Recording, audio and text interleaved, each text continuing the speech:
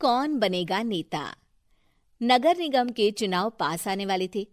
पूरे कानपुर शहर में टिकट को लेकर मारामारी शुरू थी, लेकिन सबसे ज्यादा चर्चा में वार्ड नंबर 40 की सीट थी। वो इसलिए क्योंकि इस बार वहां की सीट महिला के लिए आरक्षित थी। अब सवाल ये था कि चुनाव लड़ेगा कौन। इससे पहले ठाकुर साहब वहां से पार्षद थे और इस बार उन्होंने अपनी पत्नी सीमा ठाकुर को टिकट दिलवाई और ठाकुर साहब की शान के कारण सीमा जी ने 20,000 वोटों से चुनाव जीत लिया। अरे बधाई हो सीमा भाभी, अब तो आप वार्ड की पार्षद बन गई हैं।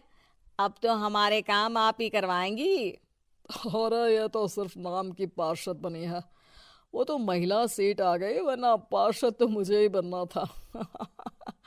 अब भले ही चेहरा इसका होगा, लेकिन पावर तो मेरी ही होगी। अरे वाह भाई साहब, क्या दिमाग लगाया है आपने भी। आइए आप लोग, खाना लगा दिया है सबके लिए। सीमा जी पार्षद बन चुकी थी, फिर भी उनकी एक ना चलती। सारे काम ठाकुर साहब खुद ही संभाल लेते और जहां जरूरत पड़ती वहां सीमा जी का अंगूठा लगवा लेते। सीमा जी ज्यादा पढ़ी लिखी भी नहीं थी। एक दिन ठाकुर साहब और सीमा एक प्रोग्राम में जाते हैं। अरे ठाकुर साहब, आप आ गए। ओहो, पार्षद मैडम भी आ गई हैं। स्वागत है आप दोनों का। लगता है हमारे पार्षद फंड का सही इस्तेमाल हो रहा है। चलिए अब उद्घाटन करते हैं। ये लीजिए ठाकुर साहब कैची, आप ही सबसे पहले प्रवेश कीजिए। सब लोग आगे निकल जाते हैं और सीमा जी पार्षद होने के बावजूद भी पीछे खड़ी रह जाती हैं। वो देखती हैं कि वेलकम बोर्ड पर उनका नाम है, लेकिन महिला होने के कारण कोई उनका सम्मान नहीं कर रहा। अगले दिन एक आदमी उनके घर आता है। अरे ठाकुर साहब नमस्कार। कल ना हम नोटिस किए कि हमारा घर तो अवैध है और नगर निगम वाले उसे तोड़ने आ रहे हैं। अरे कुछ कीजिए ना ठाकुर साहब। देखो भाई, मैं तो ज्यादा कुछ कर नहीं सकता, पर अगर तुम सबकी जेब गर्म कर दो तो कुछ हो सकता है। कुल मिलाकर 4 लाख लगेंगे। अरे 4 लाख ठाकुर साहब? अरे भाई, मैं अपने लिए नहीं मांग रहा हूँ। दरोगा है, इंजीनियर बाबू है, बड़े साहब है, सबको देना पड़ता है ना थोड़ा थोड़ा। बोलो है मंजूर? तभी वहां अचानक सीमा जी आ जाती हैं। अरे ये आप क्या कर रहे हैं? पहले इन्हीं लोगों से तो आपने वोट मांगे, अब इनसे ही पैसे ले रहे हो।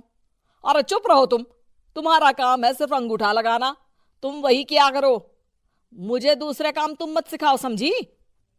और तुम ना जाओ, अब पैसे लेकर आओ, वरना जेसीबी किसी भी वक्त आती होगी।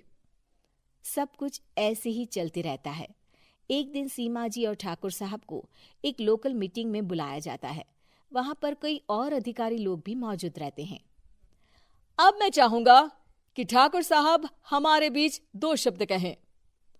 मेरे प्यारे भाइयों और बहनों, आज मेरा सौभाग्य है कि मैं आप सबकी सेवा दिन रात कर पा रहा हूं। आपने मेरी पत्नी को भारी मतों से जिताया है, इसलिए मैं आप सभी का शुक्रगुजार हूं। मैं आप सबसे वादा करता हूं कि हमेशा की तरह हमारे वार्ड में किसी को कोई तकलीफ नहीं आने दूंगा। सभी लोग तालियां बजाने लगते हैं। अब मैं माननीय पार्षद मैडम को स्टेज पे बुलाना चाहूंगा। अपने नाम को बुलाया सुनकर सीमा जी एकदम चौंक जाती है। उन्हें बिल्कुल उम्मीद नहीं थी कि इतनी बड़ी जगह उन्हें मंच पर बुलाया जाएगा। जैसे तैसे वो मंच पर चढ़ती हैं। ऊपर जाते ही सीमा जी को सारी पुरानी बातें याद आ जाती हैं कि किस तरह उनके पति उन्हें कभी भी आगे बढ़ने नहीं देते और उनके नाम से गलत काम करते हैं। वो बोलने लगती हैं। मैं आपके वार्ड की पार्षद सीमा हूं। आप में से बहुत कम लोग ही मुझे जानते होंगे, क्योंकि इससे पहले मुझे कभी ऐसा मौका ही नहीं मिला। सारे मौके मेरे पार्षद पति यानी आपके ठाकुर साहब ही लेते रहे, लेकिन आज ये मौका मुझे मिला है तो मैं इसे ऐसे ही नहीं जाने दूंगी। मैं आपको ये बताना चाहती हूँ कि आपके ठाकुर साहब मेरे नाम की आड़ में गैर कानूनी काम करते हैं, जिस पर अंगूठों के निशान मेरे होते थे। इसीलिए मैं अपनी गलती मानती हूँ और आज अपने पद से इस्तीफा देती हूँ, ताकि आगे से कोई गलत काम ना हो पाए।